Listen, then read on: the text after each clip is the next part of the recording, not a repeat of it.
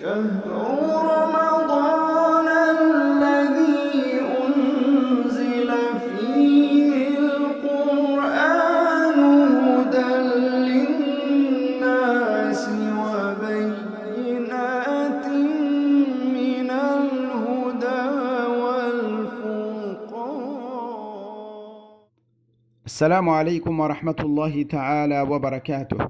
الحمد لله رب العالمين، وصلاة وسلاما تامين كاملين على سيد الأنبياء والمرسلين سيدنا محمد النبي الأمي الأمين وعلى آله وصحبه أجمعين. الحمد لله الذي هدانا لهذا وما كنا لنهتدي لولا أن هدانا الله. اللهم ارزقنا الإخلاص في القول والعمل، اللهم ارزقنا الإخلاص آناء الليل وآناء النهار. اللهم إنا نسألك علما نافعا ورزقا طيبا وعملا متقبلا. إخوة الإيمان، فهذا لقاؤنا الثاني من سلسلة عظماء في بلاد الإسلام.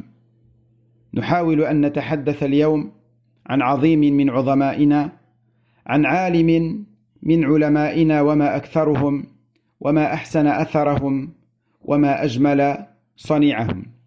واليوم بإذن الله مع رجل تابعي أدرك 30 من أصحاب رسول الله صلى الله عليه وسلم، كان من أهل البصرة، وكان قرينا للحسن البصري رحمه الله.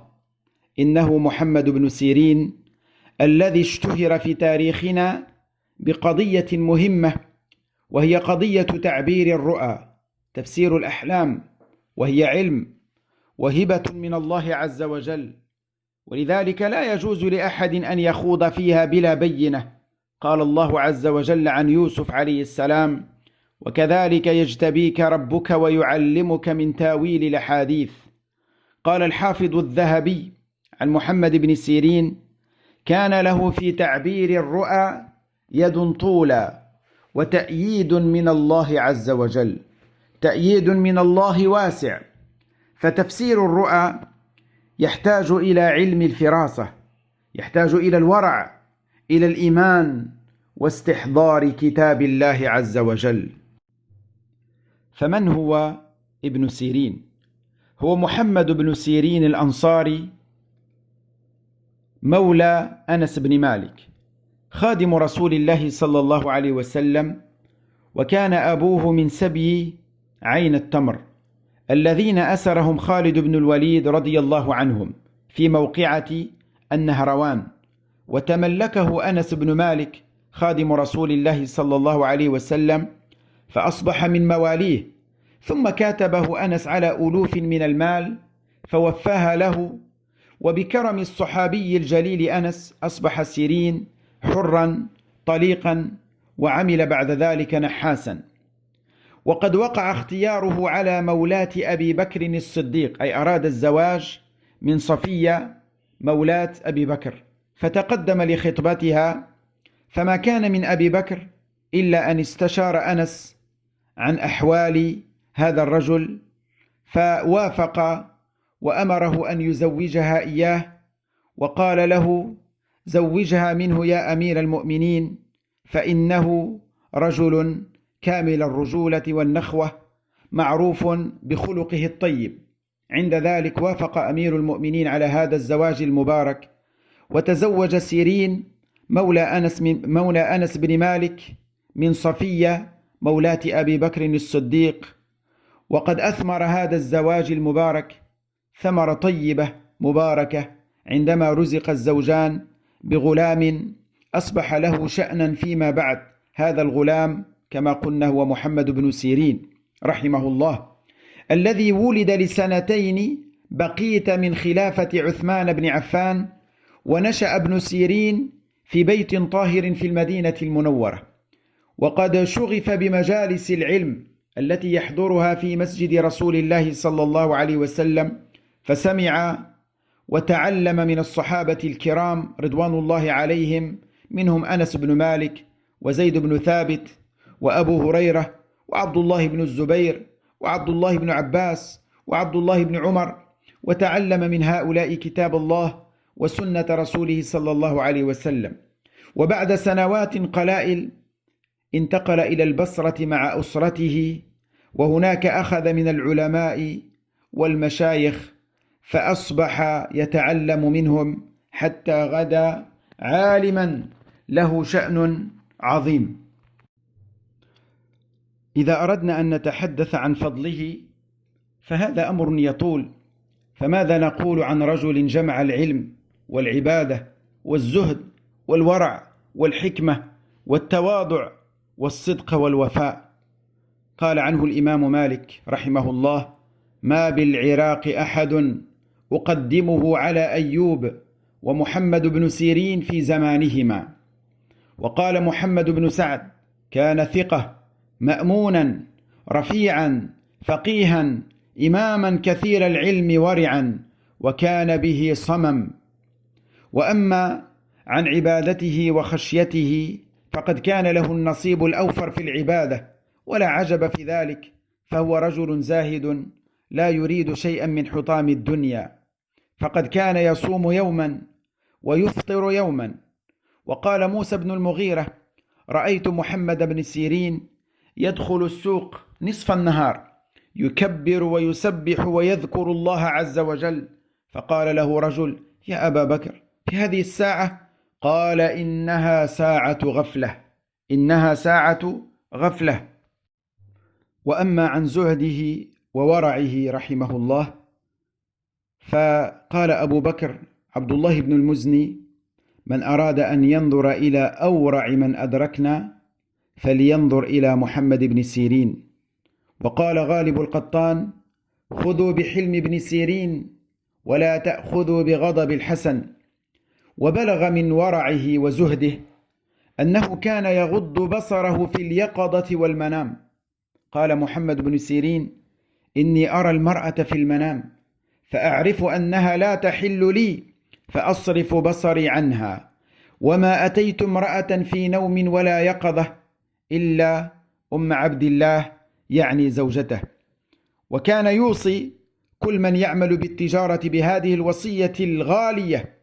كان مما يقول للرجل إذا أراد أن يسافر في التجارة: اتق الله واطلب ما قدر لك في الحلال، فإنك إن تطلبه من غير ذلك لم تصب أكثر مما قدر لك. وكان مجلسه مجلس خير وبر وموعظة، لا يغتاب أحد في حضرته.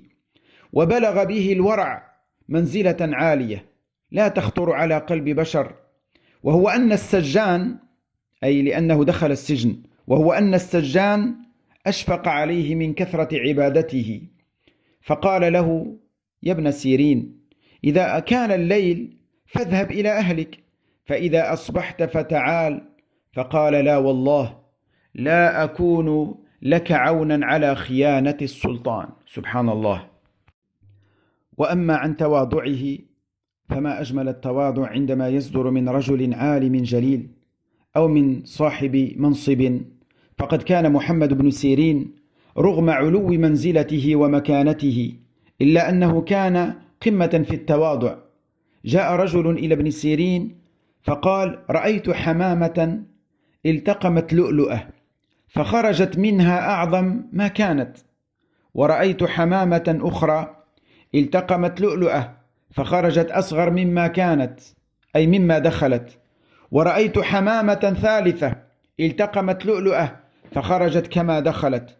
فقال ابن سيرين: أما الأولى فذلك الحسن، أي الحسن البصري، يسمع الحديث فيجوده بمنطقه ويصل فيه من مواعظه، وأما التي صغرت فأنا، أي يقصد نفسه، أسمع الحديث فأسقط منه، وأما التي خرجت كما دخلت فقتادة فهو أحفظ الناس.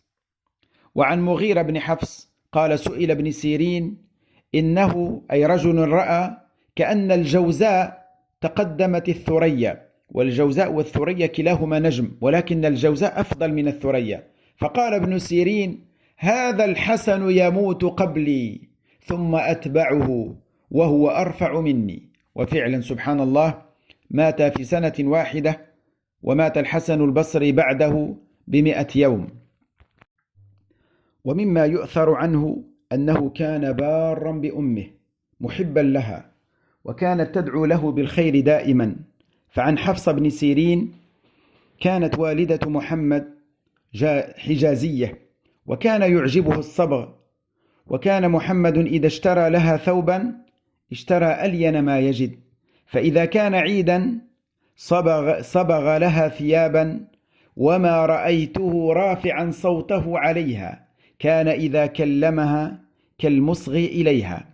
وعن ابن عون قال: دخل رجل على محمد وعنده أمه، فقال: ما شأن محمد؟ يشتكي شيئا؟ أي هل هو مريض؟ فقالوا: لا، ولكن هكذا يكون إذا كان عند أمه. إخوة الإيمان، هذا العالم فتح الله عليه في تعبير الرؤى والأحلام. فقال الحارث بن ثقيف: قال رجل لابن سيرين: رأيت كأني ألعق عسلا من جوهر. فقال: اتق الله وعاود القرآن، فإنك رجل قرأت القرآن ثم نسيته. وقال هشام: قص رجل على ابن سيرين قال: رأيت كأن بيدي قدحا من زجاج فيه ماء، فانكسر وبقي الماء، فقال له: اتق الله. معنى ذلك اتق الله ولا يضرك هذا الأمر. فقال الرجل: سبحان الله، أقص عليك الرؤى وتقول لم أر شيئا؟ قال له ابن سيرين: إنه من كذب فليس من رؤياه شيء، معنى ذلك حلمه لا يساوي شيء. فقال معنى ذلك الرجل أصر على الرؤيا، أنه رأى ذلك الرؤيا. فقال: إن كنت رأيت مثل ذلك فستلد امرأتك وتموت ويبقى ولدها. فلما خرج قال الرجل: والله ما رأيت شيئا من هذه الرؤيا. فما لبث مدة حتى ولدت امرأته غلاما وماتت وبقي الغلام، لأن البلاء موكل بالقول. وعن عبد الله بن مسلم المروزي قال: كنت أجالس ابن سيرين فتركته وجالست الإباضية، فرأيت كأني مع قوم يحملون جنازة النبي صلى الله عليه وسلم، فأتيت ابن سيرين فذكرتها له، فقال: ما لك جالست أقواما يريدون أن يدفنوا ما جاء به النبي صلى الله عليه وسلم، أن يدفنوا سنة النبي صلى الله عليه وسلم. وكان له من تفسير الرؤى عجائب وغرائب. من ذلك أن رجلا جاءه فقال: يا إمام، رأيت وجاريتي نأكل سمكة، أي أنا وجاريتي نأكل سمكة واحدة. فقال له: اصنع طعاما في بيتك وادعني له. فصنع الرجل الطعام، وجاء ابن سيرين، فمرت الجارية أمامهم، فقال: من هذه؟ قال: جاريتي. قال: هل ضاجعتها؟ قال: لا. قال: ادخل بها المخدع. فلما دخل، أي هذه المرأة نزعت ثيابها، صاح الرجل وقال: وجدتها رجلا، أي كانت معنى ذلك امرأة تتخفى أو رجلا يتخفى في مظهر امرأة. قال: هذا هو الذي يشاركك في زوجتك، أي كان يشاركه في زوجته. وبعد حياة طويلة مليئة بالعلم والفضل والزهد والورع والكرم والتواضع، نام هذا الإمام الكبير على فراش الموت، وفاضت روحه إلى بارئها جل وعلا سنة 10 و100، معنى ذلك في نفس السنة التي توفي فيها الحسن البصري رحمه الله. فنسأل الله سبحانه وتعالى لمحمد بن سيرين ولغيره من العلماء الربانيين أن يتغمدهم المولى عز وجل، وأن يسكنهم في أعلى عليين مع النبيين والصديقين والشهداء والصالحين، وحسن أولئك رفيقا. آمين آمين، والحمد لله رب العالمين، وإلى لقاء قريب إن شاء الله.